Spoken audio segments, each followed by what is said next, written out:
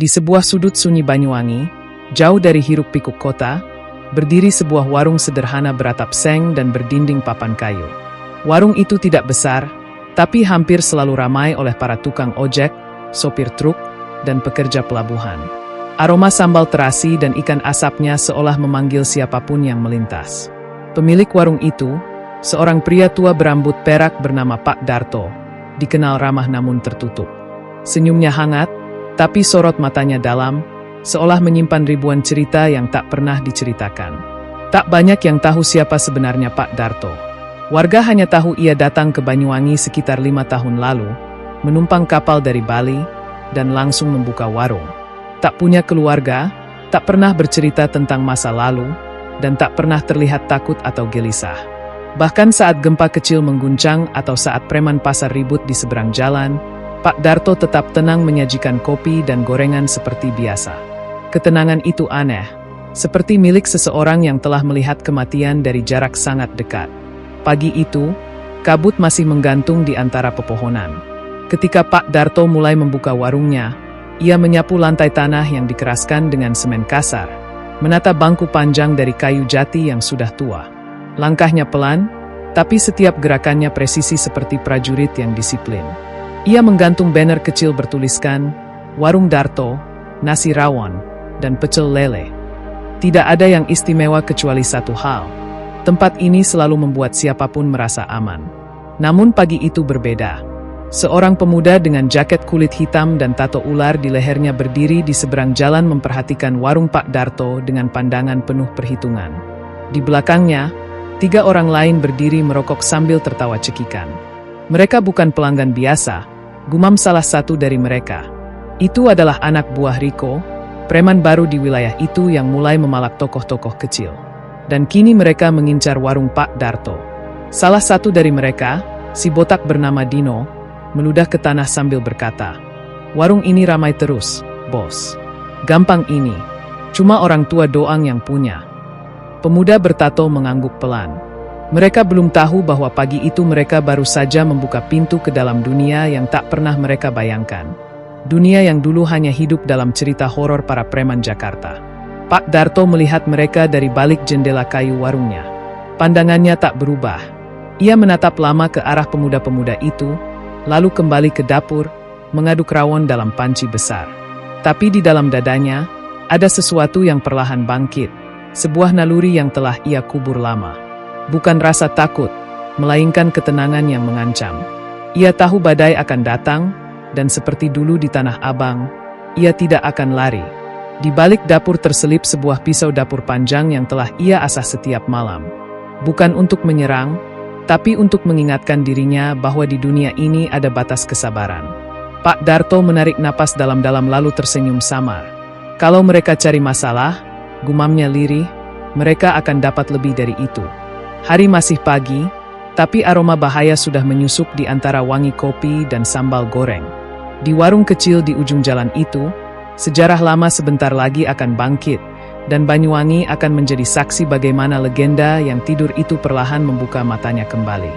Siang itu, terik matahari menggantung garang di atas langit Banyuwangi. Debu jalanan berterbangan ketika motor-motor dengan knalpot bising melintas. Dan di tengah keramaian pasar yang semrawut, muncul sosok yang membuat orang-orang terdiam sejenak. Tubuhnya tinggi besar dengan jaket kulit hitam penuh tambalan dan tato kumbang hitam besar di leher kirinya. Dialah Riko, preman baru yang sedang naik daun. Pemimpin kelompok pemalak yang menamakan diri mereka Kumbang Hitam. Riko dikenal kejam dan cepat naik pitam. Ia bukan tipe preman lama yang bermain cantik. Ia brutal tanpa etika dan tak segan menyiksa orang hanya karena telat bayar uang keamanan. Di belakangnya, 4 anak buah berjalan gagah. Seolah dunia ini milik mereka. Mereka baru saja menakut-nakuti pedagang buah di ujung pasar dan kini mereka berencana memperluas wilayah ke warung-warung kecil yang ramai, termasuk warung Pak Darto. Kata Dino, ada warung tua yang ramai terus. Gumam Riko sambil menggigit batang korek api. Kalau dia jualan tanpa setor, kita kasih pelajaran. Kita ajari siapa penguasa di sini. Suaranya berat dan penuh kemarahan tak beralasan seperti bara yang tak pernah padam. Anak buahnya tertawa setuju. Mereka pikir tak ada yang bisa menghentikan mereka di kota kecil ini. Ketika mereka tiba di depan warung Pak Darto, suasana hening. Pelanggan yang tadi duduk santai langsung membungkam. Beberapa buru-buru membayar dan pergi, tak ingin terlibat urusan. Hanya Pak Darto yang tetap berdiri di belakang meja kayunya. Wajahnya tetap tenang seperti biasa. Ia hanya mengusap tangan dengan kain lap dan menatap langsung ke mata Riko. "Ini warungnya?" tanya Riko mengamati papan nama usang di atas.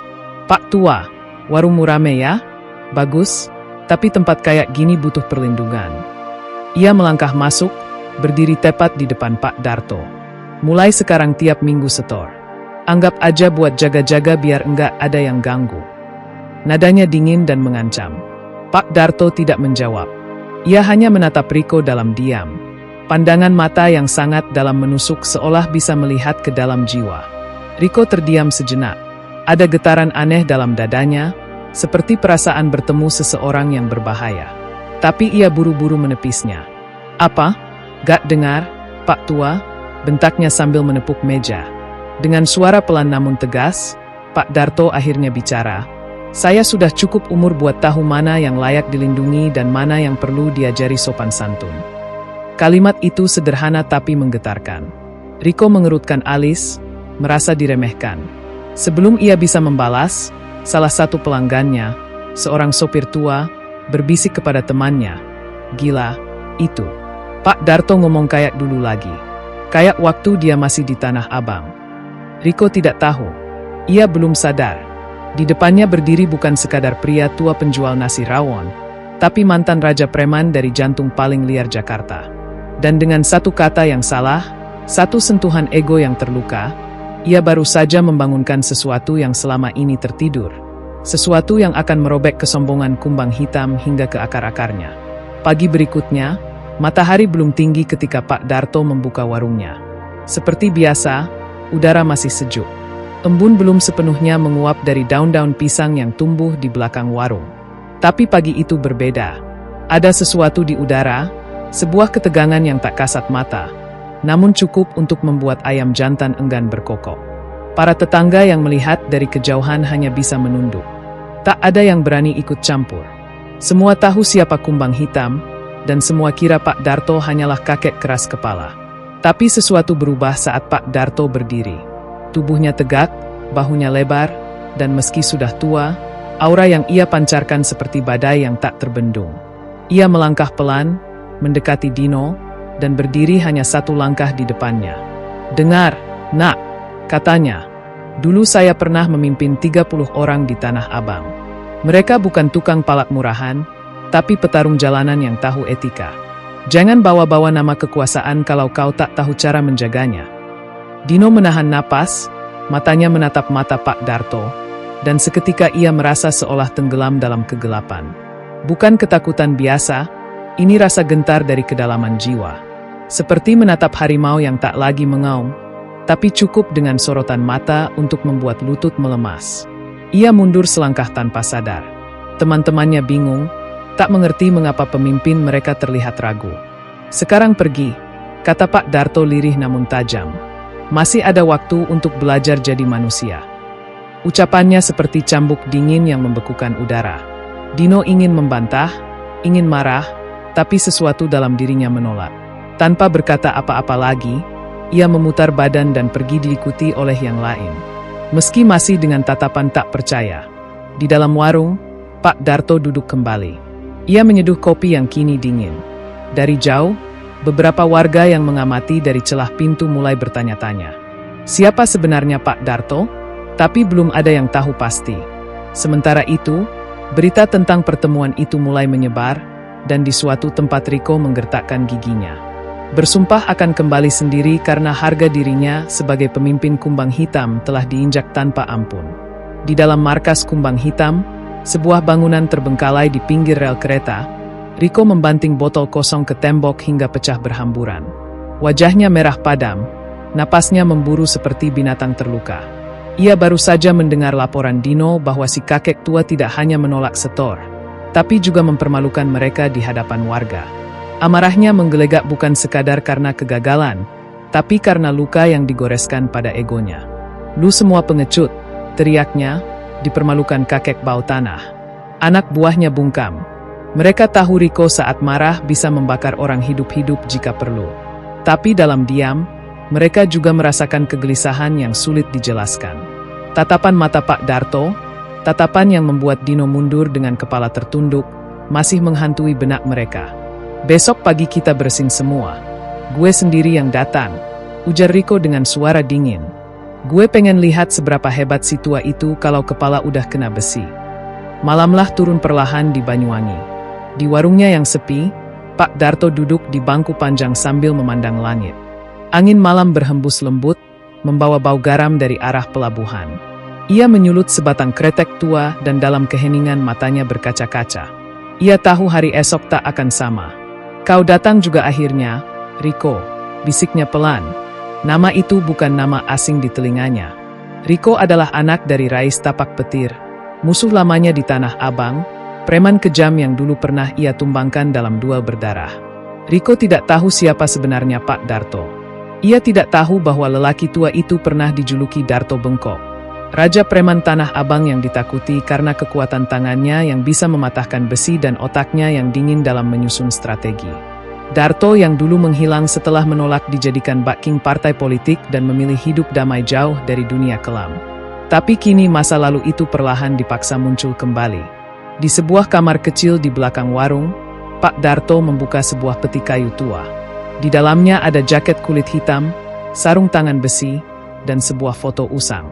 Foto dirinya bersama kelompok lamanya. Ia mengelus foto itu pelan lalu menyentuh bekas luka lama di perutnya. Luka dari masa lalu, luka dari pertarungan terakhir sebelum ia memutuskan pensiun.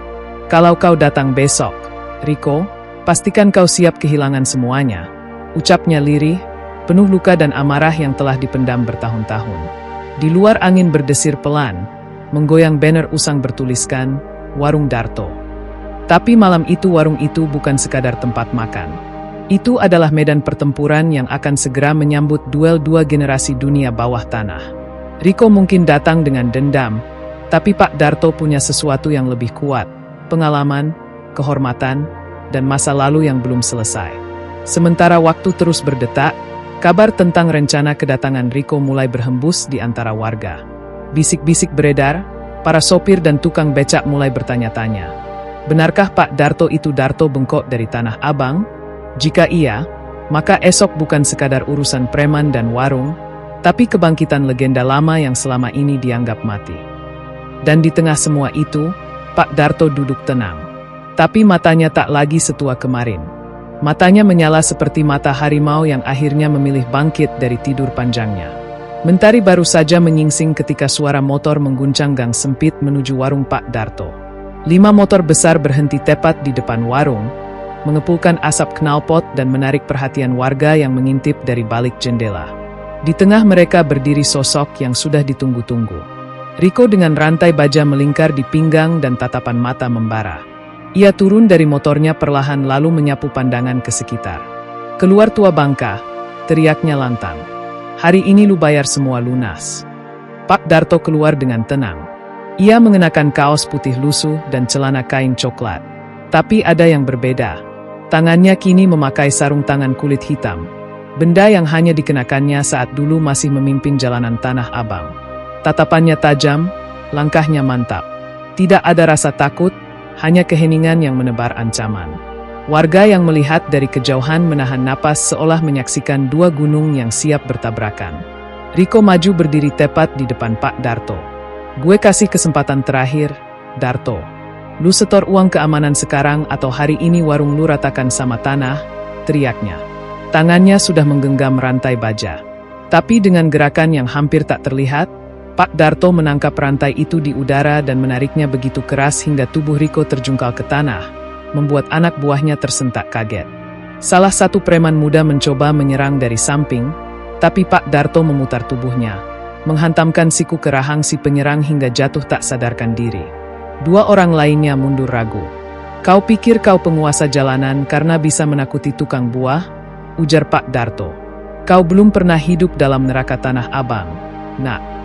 Ucapan itu membelah udara seperti petir. Riko meludah ke tanah, merasa diremehkan. "Gue gak peduli siapa lu dulu. Sekarang gue yang berkuasa di sini." Dengan amarah yang meledak, Riko mengayunkan rantainya ke arah kepala Pak Darto. Mereka melihat sosok tua itu bergerak seperti bayangan, cepat, mematikan, dan penuh presisi. Riko berdiri terpincang, menatap Pak Darto dengan mata merah. Siapa? Siapa sebenarnya lu? Pak Darto mengangkat wajahnya, menatap ke langit sejenak sebelum menunduk dan berkata dengan suara berat. Aku Darto Bengkot, mantan Raja Preman Tanah Abang. Kau baru saja membangunkan sesuatu yang lebih buruk dari dendam. Kau membangunkan masa lalu yang seharusnya tak pernah kau sentuh. Kata-kata itu jatuh seperti vonis, dan tak ada seorang pun yang bisa menghindar dari bobotnya. Warga yang sejak tadi mengintip mulai keluar satu persatu. Beberapa dari mereka ternyata mengenali nama itu. Bisik-bisik semakin ramai dan nama Darto Bengkok mulai menggema di antara para sopir dan pedagang lama yang dulunya pernah berurusan dengan dunia hitam Jakarta. Riko yang biasanya percaya diri dan tidak kenal takut kini berdiri dalam diam, tertunduk oleh kenyataan bahwa lawannya bukan sekadar kakek keras kepala tapi legenda jalanan yang telah mengukir namanya dengan darah dan kehormatan. Pak Darto tidak mengejar, ia hanya berdiri menatap langit yang mulai cerah. Tapi dalam hatinya ia tahu konflik ini belum selesai. Riko belum menyerah, dan jalan menuju kedamaian yang dulu ia cari kini mulai kabur dalam kabut masa lalu yang kembali menuntut haknya. Malam hari itu, langit Banyuwangi diguyur gerimis tipis. Udara lembab dan aroma tanah basah menyatu dengan hawa mencekam yang menggantung di udara. Di dalam markas kumbang hitam, Riko duduk sendiri di pojokan, menatap tangan kanannya yang memar akibat cengkeraman Pak Darto. Ia telah mengalah di depan anak buah, di depan warga, dan yang paling menyakitkan di depan musuh yang jauh lebih tua. Namun, bukan rasa sakit di tubuhnya yang membuatnya gelisah malam itu, melainkan nama itu, Darto Bengkok. Nama itu seperti hantu dari cerita lama yang selama ini ia anggap legenda belaka. Tapi kini hantu itu bangkit dan menamparkan harga dirinya. Dalam bayang pikirannya terlintas wajah almarhum ayahnya, Rais Tapak Petir, yang sering menceritakan pertempuran brutal mereka dulu di Tanah Abang. Ayahnya tumbang bukan karena kalah dalam kekuatan, melainkan karena Darto menolak untuk membunuh. Dan kini anaknya sendiri membuat kesalahan yang sama, meremehkan legenda hidup. Dia itu bukan preman biasa, kata Dino pelan dari sudut ruangan. Gue lihat sendiri cara dia ngelawan. Tenang, gak banyak gerak, tapi sekali mukul langsung ambruk. Riko menoleh dengan mata merah. Gue gak butuh ceramah, Din. Gue cuma butuh satu hal sekarang. Darah. Suaranya dingin menggigit seperti ular yang siap mematuk. Ia bangkit lalu meraih pisau komando yang tergantung di dinding. Kalau dia mau bawa masa lalunya ke sini, gue kasih dia akhir yang enggak sempat dia alami di Jakarta. Sementara itu, di warungnya yang sunyi, Pak Darto duduk sambil menatap foto lama yang masih ia simpan. Di foto itu, ia berdiri di tengah dua orang, Rais Tapak Petir dan seorang pria berambut gondrong bernama Komar si Monyet. Tiga raja preman Tanah Abang yang dulu menguasai pasar, terminal, dan pelabuhan. Tapi kini hanya Darto yang masih hidup, dan ironisnya ia harus berhadapan dengan anak dari satu sahabat yang dulu menjadi musuh. Riko, gumamnya lirih. Aku pernah gendong kau waktu kecil. Waktu ayahmu masih hidup. Dulu Riz selalu bilang kau anak keras kepala. Tapi aku gak ngangka keras kepala itu berubah jadi amarah buta. Ia mengusap wajahnya, merasakan beratnya beban yang kini harus kembali ia pikul. Ia tak ingin perang, tapi jika perang itu datang mengetuk pintu, maka ia tak akan lari seperti dulu. Pak Darto tahu serangan berikutnya takkan seperti tadi pagi. Riko akan datang bukan dengan ancaman, tapi dengan senjata dan niat membunuh. Ia menarik napas panjang lalu bangkit menuju dapur. Di bawah lantai kayu tersembunyi sebuah ruang kecil tempat ia menyimpan kenangan masa lalu. Di sana ia mengambil sebuah benda yang belum ia sentuh bertahun-tahun. Golok warisan Tanah Abang, tajam dan berkarat tapi masih menyimpan aura kematian. Kalau memang ini jalannya, gumamnya sembari mengasah golok, aku akan hadapi. Tapi kali ini bukan sebagai Darto Bengkok, tapi sebagai pemilik warung yang membela harga dirinya. Dan di luar sana, malam terus bergulir, membawa bisik-bisik kematian yang mendekat. Pertarungan antara masa lalu dan masa kini tinggal menunggu waktu. Banyuwangi takkan pernah sama setelah badai itu benar-benar tiba. Langit Banyuwangi muram pagi itu, seolah alam pun enggan menyambut hari yang penuh murka. Di pinggiran kota, warung Pak Darto berdiri sunyi seperti biasa. Namun, di balik kesunyian itu, suasana terasa berbeda. Tak ada suara canda pelanggan, tak ada aroma gorengan hangat. Pak Darto hanya berdiri di depan pintu, mengenakan jaket kulit lamanya dan menggenggam golok warisan. Ia tak lagi sekadar pemilik warung. Ia kini prajurit tua yang siap menghadapi medan perang terakhirnya. Dari kejauhan, suara derum motor kembali menggema.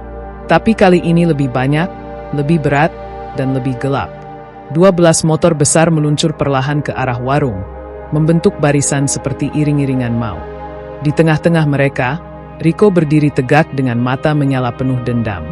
Di tangannya tergenggam senjata tajam dan rantai berduri. Tak ada basa-basi, tak ada peringatan. Hari ini bukan untuk gertakan, hari ini untuk pembalasan. Warga sekitar mulai panik. Beberapa menutup pintu, yang lain berlari menjauh sambil membawa anak-anak mereka. Namun, tak sedikit pula yang bersembunyi di balik pagar dan pohon, menonton dari kejauhan dengan jantung berdebar. Mereka tahu apa yang akan terjadi dan mereka tahu mereka akan menjadi saksi dari sejarah yang akan ditulis dengan darah. Riko melangkah ke depan, menatap Pak Darto yang berdiri sendirian di tengah jalan. Hari ini semua cerita lu selesai, tua bangka, teriaknya. Tapi Pak Darto tak membalas. Ia hanya melangkah maju perlahan. Goloknya tergenggam erat di tangan kanan. Kalau kau datang untuk menghabisiku, pastikan kau siap kehilangan semua anak buahmu, ucapnya tenang. Suaranya pelan, tapi menghantam seperti palu godam ke dada para preman. Tanpa aba-aba, 2 preman berlari ke arah Pak Darto sambil mengacungkan senjata. Namun, gerakan mereka terhenti hanya dalam hitungan detik. Golok Darto menyambar ke kanan dan kiri, mematahkan lengan satu, dan menebas pundak lainnya. Darah menyembur ke tanah. Jeritan terdengar nyaring dan Riko menatap dengan ngeri yang tak bisa disembunyikan. Ia tak sedang menghadapi kakek tua biasa. Ia sedang menghadapi arwah tanah abang yang bangkit dari kuburnya. Pak Darto terus melangkah. Tubuhnya tegap, napasnya teratur. Setiap serangan yang datang padanya seperti bisa ia baca sebelum terjadi. Seorang preman mencoba menyerangnya dari belakang. Tapi Darto memutar tubuh dan menendang dada pemuda itu hingga mental ke pagar. Warga yang menyaksikan menahan napas. Mereka tak lagi melihat Pak Darto sebagai tukang masak. Mereka sedang menyaksikan legenda jalanan kembali menghunus senjata. Riko mulai gemetar. Tangannya yang menggenggam rantai kini basah oleh keringat. Ia mencoba maju, tapi langkahnya ragu. Ia merasa seperti anak kecil yang memegang korek api di tengah badai. Kenapa logak mati saja di masa lalu? Teriaknya histeris, lebih kepada ketakutannya sendiri daripada kemarahan. Pak Darto berdiri tegak di hadapannya. Mata tajamnya menembus dada Riko. Karena Tuhan belum selesai memberiku tugas, jawabnya pelan. Dan mungkin tugas terakhirku adalah menyudahi kesalahan yang ditinggalkan ayahmu. Jerit kesakitan masih menggema ketika Riko akhirnya menyerbu ke depan, melompati tubuh anak buahnya yang tumbang satu persatu. Dengan mata merah dan amarah membakar, ia ayunkan rantai berdurinya ke arah kepala Pak Darto. Dentuman keras terdengar saat Darto menangkis dengan goloknya, memercikkan bunga api di udara. Mereka kini berdiri hanya sejengkal. 2 generasi preman yang dipisahkan oleh waktu, tapi disatukan oleh dendam yang meletup tak tertahankan. Pak Darto melangkah mundur sedikit, menilai gaya bertarung Riko. Anak muda itu cepat, brutal, dan liar, persis seperti ayahnya dulu di masa muda. Namun dalam gaya yang liar itu, ia melihat sesuatu yang lebih dalam, luka batin yang belum sembuh. Kau pikir aku bunuh ayahmu, Riko? Tanya Darto tiba-tiba di tengah perkelahian. Suaranya tegas namun getir. Pertanyaan itu menghentikan sejenak langkah Riko, seakan petir menyambar dadanya. Jangan sebut nama ayah gue, teriak Riko sembari menyerang lagi. Lebih membabi buta dari sebelumnya. Golok Darto menari di udara, menangkis setiap pukulan, kadang menyayat, kadang menghantam. Tapi hatinya kini mulai bergetar. Ia tahu perkelahian ini bukan sekadar soal kekuasaan jalanan. Ini tentang warisan kebencian yang disalahpahami. Sebuah ayunan rantai menghantam bahu Darto, membuatnya terdorong ke belakang dan jatuh berlutut. Darah menetes di tanah dan Riko mengangkat rantai tinggi-tinggi siap menghabisi. Tapi sebelum pukulan maut itu mendarat, Darto menatap mata Riko dan berteriak, Aku tak pernah membunuh Rais. Aku menyelamatkan dia dari dirinya sendiri. Riko membeku. Pukulan yang harusnya mengakhiri segalanya berhenti di udara. Matanya menatap penuh kebingungan. Apa maksud lo? Suaranya gemetar. Pak Darto berdiri perlahan. Tubuhnya berdarah, tapi sorot matanya tajam. Ayahmu dulu ingin membakar seluruh tanah Abang saat dia kehilangan kendali. Aku melumpuhkannya bukan untuk membunuh, tapi untuk menghentikannya menghancurkan dirinya sendiri dan kita semua. Tangisan tertahan terdengar di tenggorokan Riko. Ia menggenggam rantai itu erat, tapi tangannya bergetar hebat. Gue pikir selama ini lo pengkhianat, lo yang bikin dia mati. Darto menghela napas panjang. Dia mati karena dendamnya sendiri. Nak, bukan karena aku. Aku di sini karena aku janji sama dia. Kalau anaknya suatu hari tersesat, aku yang akan tarik dia kembali ke jalan yang benar. Tubuh Riko jatuh berlutut di hadapan Darto. Matanya berlinang, dadanya sesak. Anak-anak buahnya yang sempat menyaksikan duel maut kini berdiri kaku, tak percaya dengan apa yang mereka lihat. Bukan kekuatan yang membuat mereka takjub, tapi pengakuan yang meluruhkan segala kebencian. Mereka menyaksikan sesuatu yang lebih langka dari kekerasan, pengampunan. Beberapa hari setelah duel yang mengguncang Banyuwangi itu, suasana kota mulai tenang. Warung Pak Darto kembali buka dan para warga berdatangan bukan hanya untuk makan, tapi untuk menyampaikan rasa hormat. Mereka yang dulu hanya melihat Darto sebagai kakek penjual nasi kini tahu siapa dia sebenarnya. Sementara itu, Riko dan sisa anak buah kumbang hitam jarang terlihat. Riko sendiri lebih banyak mengurung diri, menata ulang luka dalam dan keyakinan yang selama ini ia peluk sebagai kebenaran. Namun, ketenangan itu tak berlangsung lama. Di sudut kota di sebuah gudang tua dekat pelabuhan, seseorang tengah mengamati semua yang terjadi. Namanya Danu, mantan tangan kanan Rais Tapak Petir yang dulu diusir karena haus kuasa.